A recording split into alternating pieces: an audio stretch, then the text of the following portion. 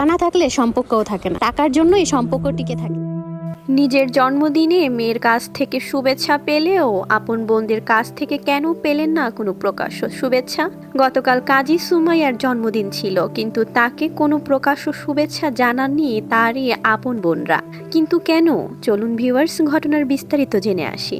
টাকার জন্যই কি আজকাল সম্পর্ক টিকে থাকে? আর টাকা না থাকলেই কি আপন মানুষগুলোও দূরে সরে যায়? বাংলাদেশের জনপ্রিয় কন্টেন্ট ক্রিয়েটর সানজিদা স্নিগ্ধার মা কাজী সুমাইয়ার গতকাল জন্মদিন ছিল, আর তার জন্মদিনে মাকে শুভেচ্ছা জানিয়েছেন একমাত্র তার মেয়ে সানজিদা স্নিগ্ধা।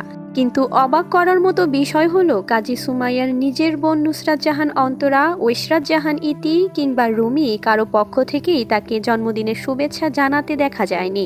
আর এখানেই শেষ নয়, জন্মদিনের পর কাজী সুমাইয়া নিজেই একটি রিলস প্রকাশ করেছেন। সেখানে তিনি বলেছেন, টাকার জন্যই সম্পর্ক টিকে থাকে, টাকা না থাকলে সম্পর্ক টিকে না।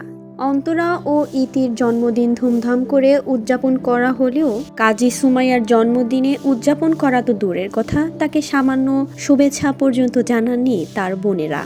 কারণ কাজী সুমাইয়ার আর্থিক অবস্থা তার বোনদের তুলনায় অনেকটাই সাধারণ। অন্যদিকে নুসরাত জাহান অন্তরা এবং ঐশরাত জাহান ইতির আর্থিক অবস্থা ও জীবনযাপন নিয়ে সামাজিক মাধ্যমে সবাই কম বেশি জানেন।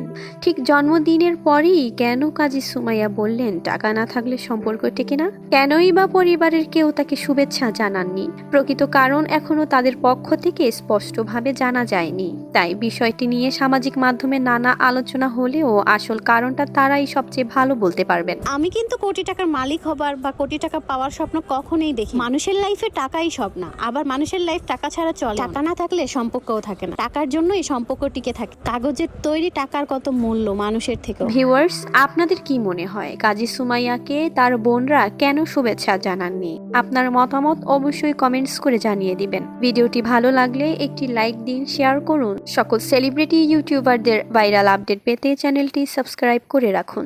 ধন্যবাদ।